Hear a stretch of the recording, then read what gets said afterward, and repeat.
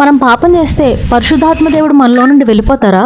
ఎఫెసీ పత్రిక ధ్యానంలో ఇది ఎపిసోడ్ 6. ఎఫెసీ పత్రిక 1వ అధ్యాయం 13-14 వచనాల్లో మనము సత్యవాక్యమును విని రక్షణ పొందిన వారమై వాగ్దానం చేయబడిన ఆత్మ చేత ముద్రింపబడితిరి అనే మాటలు మనకు అక్కడ కనిపిస్తాయి. అలానే ఆ ఆత్మ మన స్వాస్థ్యమునకు సంచకరువుగా ఉన్నాడు అనే మాట కూడా మనకు కనిపిస్తుంది. పరిశుద్ధాత్మ దేవుణ్ణి రక్షించబడిన ప్రతి ఒక్కరికి కూడా, మారు మనసు పొందిన ప్రతి ఒక్కరికి కూడా ఇస్తానని దేవుడు ముందుగానే వాగ్దానం చేశారు. యేసుప్రభు వారు కూడా ఈ లోకంలో బ్రతికి ఉన్నంత కాలము నేను వెళ్ళిపోయి మీకోసం ఒక ఆదరణకర్తను పంపిస్తానని, ఆయన నేను మీకు బోధించిన విషయాల్ని మీకు జ్ఞాపకం చేస్తారు, ఈ లోకమును గూర్చి, తీర్పును గూర్చి, పాపమును గూర్చి మిమ్మల్ని ఒప్పింప చేస్తారు అనే మాటలు యేసుప్రభు వారు కూడా పరిశుద్ధాత్మ దేవుని గురించి చెప్పడము మనం యోహాను సువార్తలో చూస్తాం. అయితే మనలోనికి వచ్చిన ఈ పరిశుద్ధాత్మ దేవుడు మన రక్షణకి ఒక భద్రతగా పనిచేస్తున్నారని వాక్యం చాలా స్పష్టంగా చెప్తుంది. మనము పరిశుద్ధాత్మ చేత ముద్రింపబడి ఉన్నాం, సీల్ చేయబడి ఉన్నాం.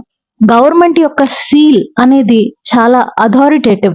గవర్నమెంట్ ఏదైనా ప్రాపర్టీకి సీల్ వేస్తే ఆ అథారిటేటివ్ సీల్ ని బట్టి ఎవరు కూడా ఆ ప్రాపర్టీని టచ్ చేయడానికి కానీ దాన్ని తీసుకోవడానికి కానీ అవకాశాలు ఏముండవు. అది గవర్నమెంట్ హ్యాండ్ ఓవర్ కింద ఉంటుంది. అలానే పరిశుద్ధాత్మ దేవుని చేత మనం ముద్రింపబడిన వారమని, మన స్వాస్థ్యానికి ఆయన ఒక సంచకరువుగా, అంటే ఒక గ్యారంటీగా మనకు ఆయన ఉన్నారని, మనం ఖచ్చితంగా పరలోకానికి వెళ్తాము అనే దానికి ఆధారంగా దేవుడు మనకి పరిశుద్ధాత్మను అనుగ్రహించారని వాక్యం చాలా స్పష్టంగా చెప్తుంది. అలానే పరిశుద్ధాత్మ దేవుడు విమోచన దినము వరకు మనతోనే ఉంటారని వాక్యం చాలా స్పష్టంగా చెప్తుంది. ఇదే ఎఫెసీ పత్రిక 4వ అధ్యాయంలో ఆ మాట మనకు కనిపిస్తుంది. పరిశుద్ధాత్మ దేవుడు మనం పాపం చేస్తే వెళ్ళిపోవడమో, మనం బలహీనపడితే ఆయన మనలో నుండి వెళ్ళిపోవడమో కాదు. మనం పొందుకున్న ఈ రక్షణ సంపూర్ణ మగు వరకు, అంటే మనం పరలోకం చేరే వరకు కూడా, మన మహిమా దేహాలు మనం పొందుకునే వరకు కూడా పరిశుద్ధాత్మ దేవుడు మనలోనే ఉండి మన రక్షణని, మనల్ని భద్రపరుస్తూనే ఉంటారని వాక్యం చాలా స్పష్టంగా చెప్తుంది. అయితే మనం పాపం చేసినప్పుడు ఆయన ఖచ్చితంగా దుఃఖపడతారు.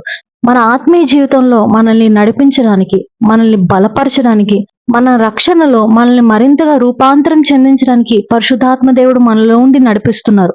పాపం చేస్తే ఆయన వెళ్ళిపోతారు అనే మాట వాక్యంలో ఎక్కడా లేదు.